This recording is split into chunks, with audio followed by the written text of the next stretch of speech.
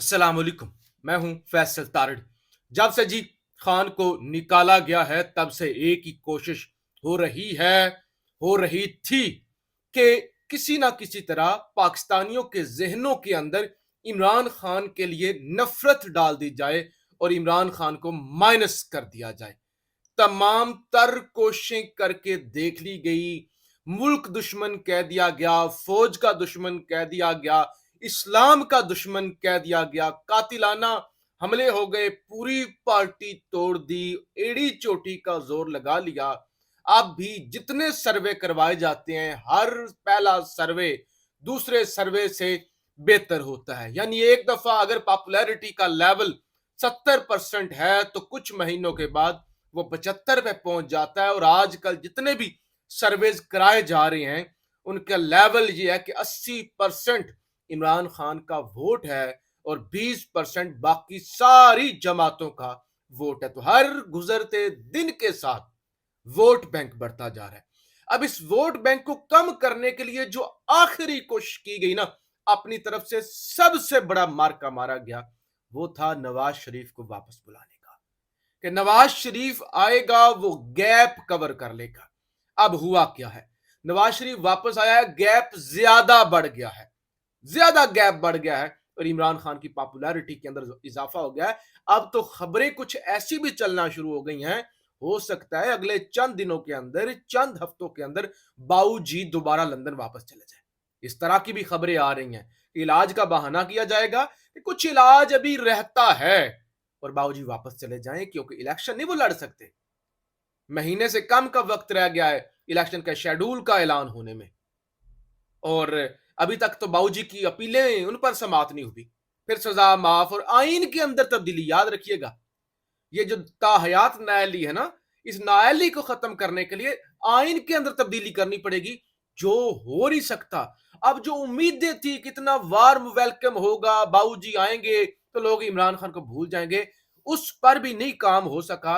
अब international establishment, Pakistan की तमाम सियासी जमातें, पाकिस्तान के टीवी चैनल, पाकिस्तान के बड़े एंकर, सेलिब्रिटीज, इवन एस्टैब्लिशमेंट और तमाम फौजी इंटेलिजेंस एजेंसियां, सब ने सर्वे करवाए हैं। सबको इस तरह के रिजल्ट आए हैं कि सर पकड़े हुए हैं सब ने। अमेरिका बहादुर ने भी सर्वे करवाए हैं। अमेरिका को भी पता चल गया है कि पाकिस्तान के अंदर इमरान खान के अलावा कोई ऑप्शन नहीं है। ये रजीम चेंज ऑपरेशन कामयाब नहीं हुआ। इमरान हुकूमत से तो निकल गया, लोगों के दिलों से नहीं निकल रहा। अब बेहतर ये है कि हाथ खड़े किए जाएं और ये जो है ना, एक पूरी कौम को अपना दुश्मन बनाने से बेहतर ये है कि अब पाकिस्तानी एस्टैब्लिशमेंट को कहा जाए कि बस करें, अब पीछे हट जाए। हम भी हाथ खड़े कर रहे हैं ताकि ये जो एक नफरत बढ़ती जा रही है, हम इतनी ज्यादा नफरत जो है ना वो ना पाल लें। अमेरिकी स्टेट डिपार्टमेंट में जी पाकिस्तानी अमूर की निगरानी करने वाली एक आला अमेरिकी एहलकार हैं, एलिजाबेथ होरस्ट। ये पाकिस्तान की निगरानी करती हैं, पाकिस्तान के हवाले से जो अमूर हैं उनको देखती है, क्योंकि अमेरिका जो है वो सुपर पावर है। उसके स्टेट डिपार्टमेंट के अंदर दुनिया के 200-250 मुल्कों की निगरानी हो रही होती है, डायरेक्ट मिशन देखे जा रहे होते हैं, किस तरह से किस मुल्क को चलाना है, क्या करना है, वो सब कुछ देख रहा होता है। अब जो एलिजाबेथ है, ओरेस्ट है ना, वो ये कहती हैं कि पाकिस्तान के अंदर माशी इस्तेकाम भी इसलिए आ सकता है और पाकिस्तान के अंदर जमहूरियत भी तब वापस आ सकती है, यानी पाकिस्तान चल तब सकता है जब अवाम की मंशा के मुताबिक बनने वाली हुकूमत का निफाज हो। उन्होंने कहा पाकिस्तान हो जाएगा बर्बाद, ना मैशत वहां की, ना वहां की जो है वहां पर जमहूरियत होगी। उसका हाल होगा शाम जैसा, इराक जैसा, लिबनान जैसा। अब एक बड़ा मुल्क जो एटमी ताकत है वो इतना ज्यादा डिस्टेबलाइज हो जाए, ये भी इंटरनेशनल ताकतों के लिए खतरा बन जाता है। हाँ, सीरिया हो, लिबनान हो, कोई और मुल्क हो, उनको ये चाहते हैं कि मजीद से मजीद बर्बाद हो। पाकिस्तान एक न्यूक्लियर स्टेट है, लिहाजा दुनिया की बड़ी ताकतें पाकिस्तान को इवन डिफॉल्ट होता भी वो पाकिस्तान को गुलाम बनाकर रखना चाहती हैं, लेकिन इस तरह नहीं कि बिल्कुल ही ये इतने गरीब हो जाए कि हमें खाने पे आ जाए, हमें ये खाने को दौड़े। इस हद तक वो गरीब नहीं करते, भीख मांग देते हैं, लेकिन इतना नहीं करते कि ये बहुत बड़ा बोझ बन जाए पूरी दुनिया के लिए। तो लिहाजा उन्होंने कहा پاکستان کے اندر ایسی حکومت ہونی چاہیے جو عوام کی امنگوں کے مطابق ہو، لیول پلینگ فیلڈ جو ہے وہ سب کو ملے، ایک ایسا الیکشن ہو جو سب کے لیے قابل قبول ہو، تب ہی اب پاکستان بچ سکتا ہے، اس کے علاوہ کوئی آپشن نہیں ہے۔ نون لیگ نے ایم کیو ایم سے اتحاد کر لیا، جو نون لیگ کے کراچی کے اندر کچھ 1400-1500 ووٹ ہیں وہ جناب وہ نون لیگ کو ملیں گے، اور ایم کیو ایم کے جو 600-700 ووٹ ہیں پورے پنجاب کے اندر وہ ووٹ جناب انہوں نے کہا کہ نون لیگ کو ملیں گے، تو لہٰذا ہم ایک اتحاد کرتے ہیں پیپلز پارٹی کو شارٹ اپ کال دینے کے لیے۔ پیپلز پارٹی جو پہلے اگریسو ہوئی پھر نرم ہوئی، اب دوبارہ اگریسو ہونا شروع ہو گئے ہیں۔ خورشید شاہ پیپلز پارٹی کے رہنما ہیں، وہ کہتے ہیں کہ جیل جانے سے سیاستدانوں کا قد بڑھ جاتا ہے۔ نواز شریف 4 دن جیل جاتے تو ان کا سیاسی قد بڑھ جاتا۔ اچھا، انہوں نے کہا کہ دنیا بھر میں ووٹ ڈالتے وقت کسی کی مداخلت نہیں ہوتی۔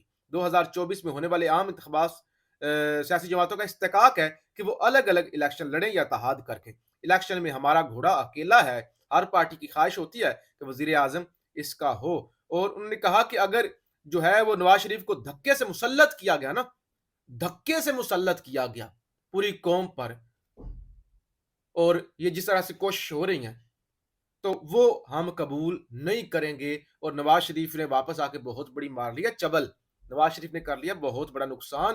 اگر وہ آرگینک طریقے سے آتا یا سیمی آرگینک طریقہ جو بھی آپ کہہ لیں، یعنی وہ اتنا کھل کر بدماشی کر کے نہ آتا کہ اس کے سامنے عدالتیں بھی لیٹی ہوئی ہیں، اسٹیبلشمنٹ بھی اور سارے ادارے بھی اس کے سامنے ایئرپورٹ پر اس کے سامنے جھکے ہوئے ہیں، اور وہ بادشاہ سلامت کی طرف بیہیو کر رہا ہے۔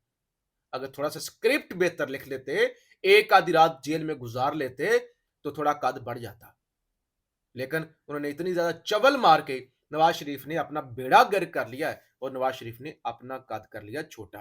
اب جی آج اڈیالہ جیل کے اندر سائفر کیس کے حوالے سے بھی سماعت تھی، اور مزید گواہان جو ایف آئی اے کی جانب سے تھے ان کے بیان قلم بند ہونے تھے۔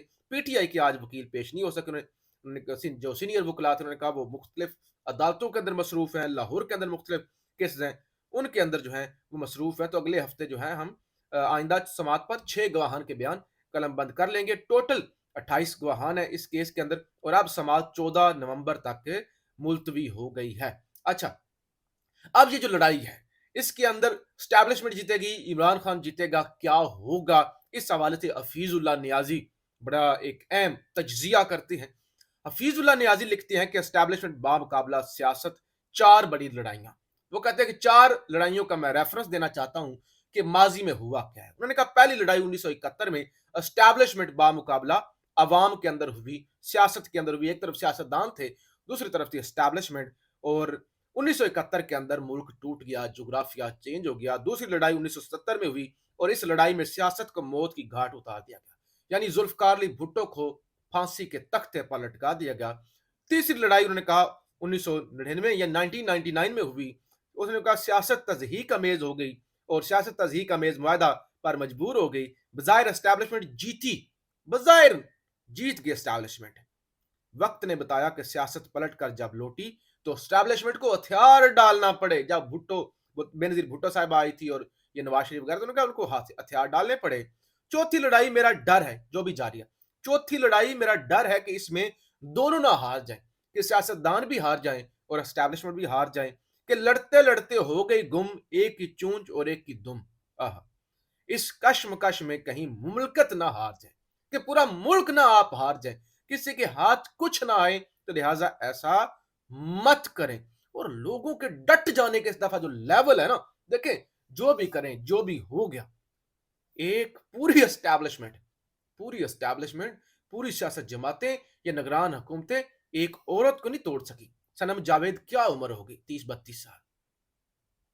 سنم جاوید لکھتی ہیں کیا ڈنڈے کے زور پر پارٹیاں ختم ہو جاتی ہیں؟ تو جیل سے انہوں نے پیغام دیا، کیا ڈنڈے کے زور پر پارٹیاں ختم ہو جاتی ہیں؟ کیا زبردستی کسی کی محبت احترام نکالا جا سکتا ہے؟ کیا زبردستی ہو سکتی ہے محبت؟ کیا جھوٹی پریس کانفرنس کرنے والوں کا سب کچھ معاف ہو جاتا ہے؟ یہ کیسا ملک ہے جہاں اپنی مرضی سے بات کرنے کی بھی آزادی نہیں؟ میری زبان میری ملکیت ہے، یہ کسی کی جاگیر نہیں ہے۔ تو یہ ہوتی ہے خودداری۔ ایک عورت سے سیکھنا چاہیے کہ ڈٹنا کیا ہوتا ہے۔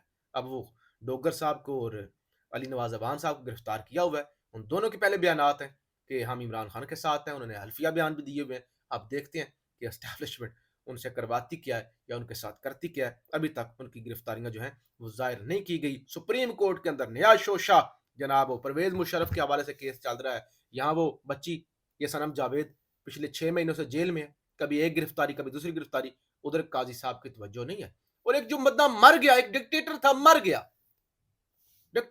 مر گیا، خاص کم جہاں پاک، اب اس کا کیس لے کے بیٹھے ہوئے ہیں کہ وہ جی عدالت نے سزا غلط سنائی تھی. اب اگر غلط سنائی تھی ٹھیک سنائی تھی، اب وہ مر گیا. اب غلط سنائی تھی تب بھی کچھ نہیں ہو سکتا، ٹھیک سنائی تھی تب بھی قبر سے نکال کے پھانسی نہیں دی جا سکتی، بلکہ اس کو گارڈ آف آنر دیا گیا وقار سیٹھ کے فیصلے کے بعد کہ 3 دن لاش لٹکائی جائے، اگر واپس آئے تو گارڈ آف آنر دی. کچھ بھی نہیں ہو سکتا. خدا کے لیے یہ جو مسائل ہیں نا، ان مسائل کی طرف دیکھیں. پاکستان زندہ باد.